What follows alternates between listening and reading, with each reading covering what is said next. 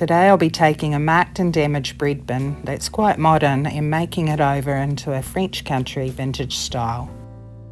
If you're into trash to treasure and DIYs, this is the channel for you. Welcome to my crafting channel. I'm Alana from Upcycling NZ. So the bread bin I'm making over is a pretty high-end one, but it's been pretty beaten up. The inside's stainless, but it's marked up. So is the outside. There's a bit of damage underneath. I'll start by taking a skewer stick and pushing the pin through that holds the lid on.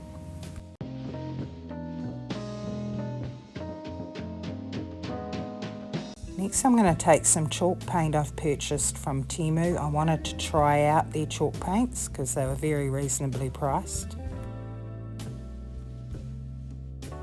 I'll paint the entire thing, and I can tell almost immediately that this chalk paint doesn't have the same opaque coverage that I'm used to. So I have my concerns about its quality.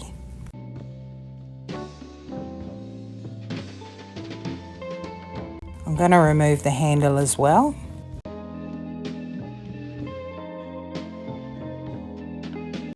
And I'll put all the hardware somewhere safe so I don't lose any pieces.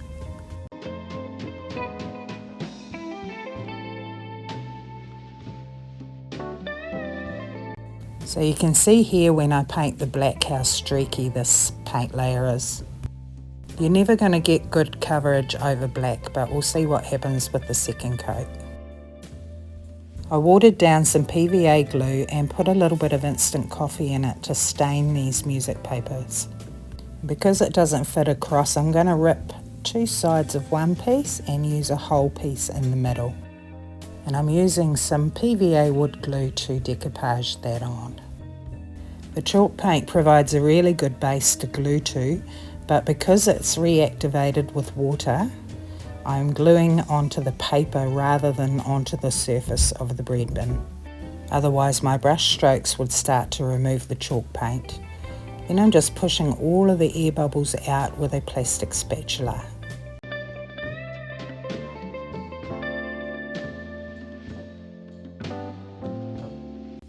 I'll fold the excess paper over and I'm just going to rip it off for now. I'll go back with some sandpaper later on and clean up the edge. I'm going to line the entire inside with music paper, but I'll leave the hinges uncovered. They'll start to lift if I try to decoupage those. I'm also ensuring that all of the music paper is the right side up when you're facing the front of the bread bin. To line the inner sides, I'm just using the outer side to create a template, and I'll cut two of those once I've shaped it to fit.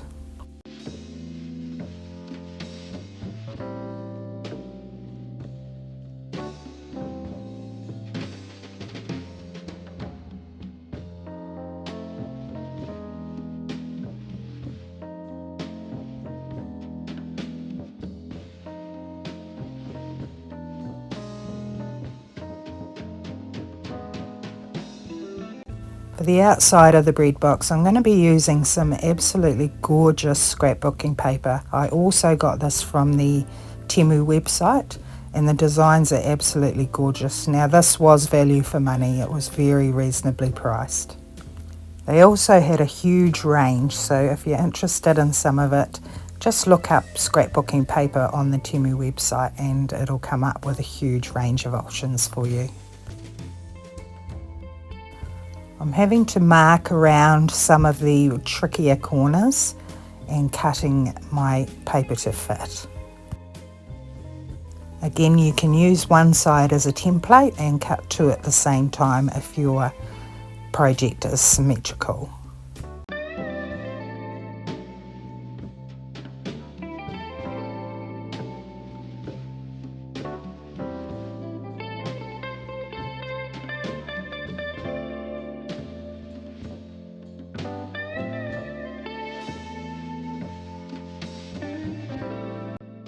The hardest part of this project was remembering to glue the paper rather than the paint surface.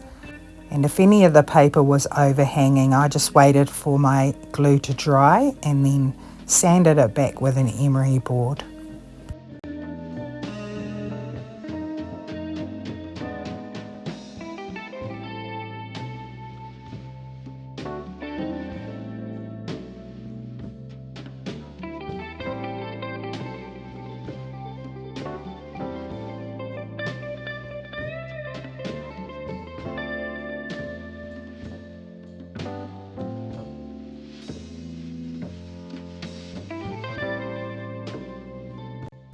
Once I'd covered every surface of this bread bin other than the hinges, I waited for everything to dry and then I gave it an all-over coat of PVA wood glue.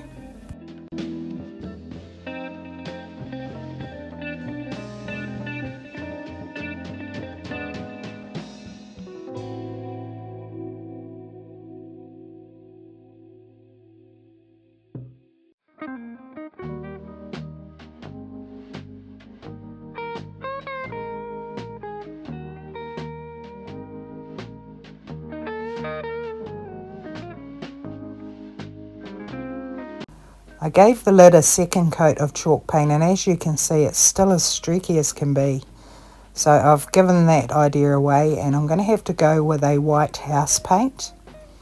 And this is just an acrylic water based. I wanted a creamy colour, but I'm not going to get that with that Temu paint, so I won't be buying that again. And as you can see, the coverage was much better with the house paint. So I'll paint the hinges as well.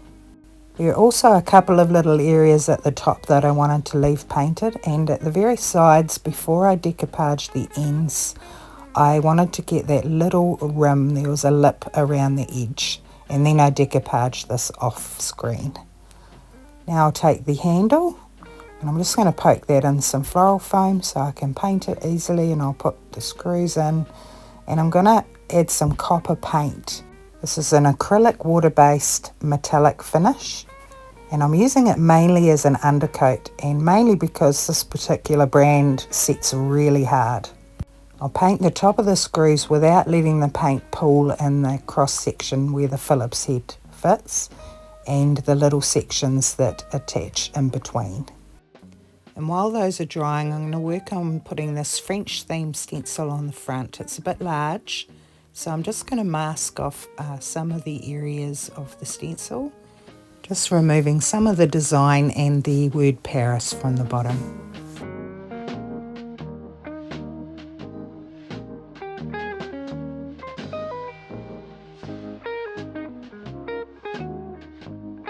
I'll hold that in place with masking tape, and I'm going to use modelling paste rather than paint so that I get a raised surface with my stencil letters. I am going to mix a little bit of copper paint with the modelling paste so that I can tie it in with the handle a little bit better. And when mixing the copper metallic paint with the modelling paste, I found that I got a really true terracotta colour, which is often really hard to get, so I'll remember that for later projects.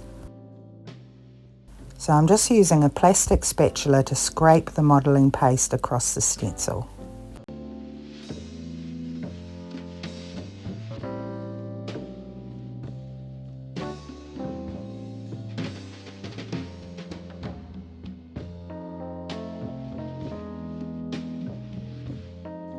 I ended up with a tiny imperfection, so I'm just going to fix that with a little bit more white paint.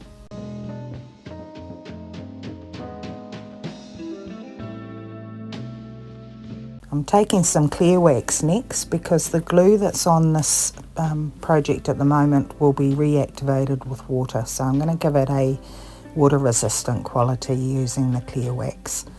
The product I'm using is from Feast & Watson, and it's a soft wax for furniture.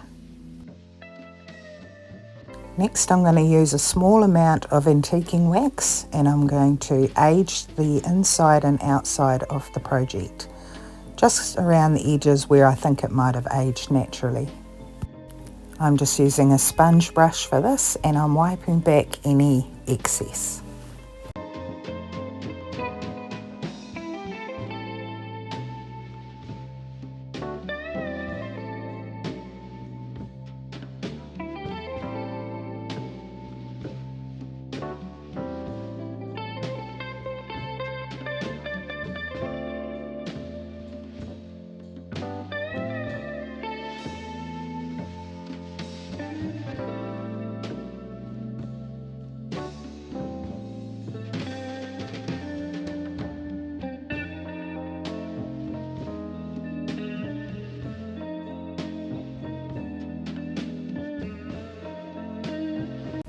I'll apply a really fine layer of wax to the text on the lid, and I'll wipe a lot of that back just to give a hint of it around the text.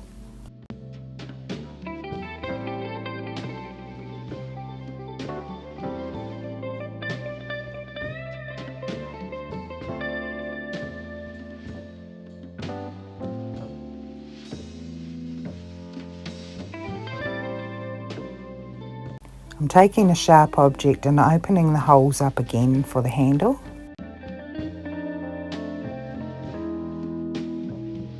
To finish the handle, I'm taking some gold acrylic paint and I'm going to apply that to the screws, to the handle and to the little pieces in between, and I'm just using my finger to do that, making sure again that I don't get paint in the Phillips head of the screws. I love the look when some of the copper is showing through, and it looks more high-end than if you were to paint this solid gold.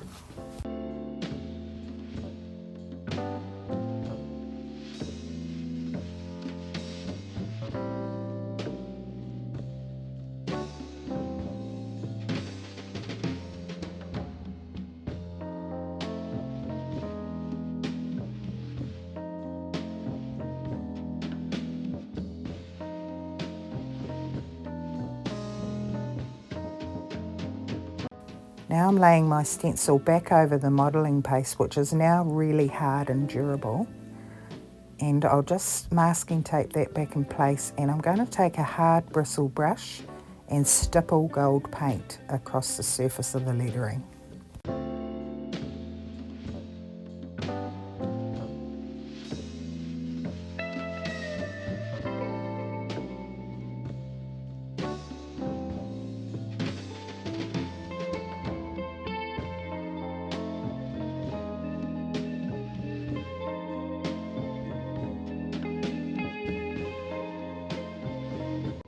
Now all that's left to do is to put this back together and show you the final result.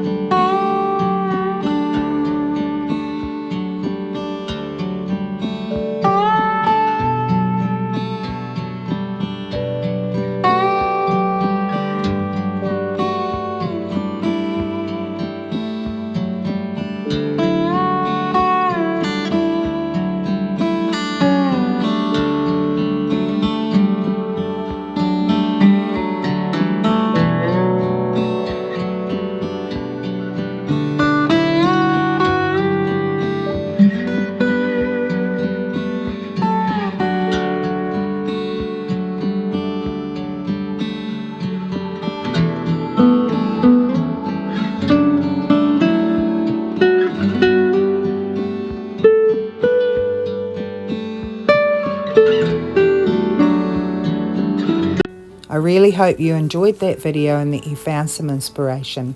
Thank you so much for watching and supporting me on my channel. You can help keep me doing the thing that I love the most by liking, sharing and subscribing. Bye for now.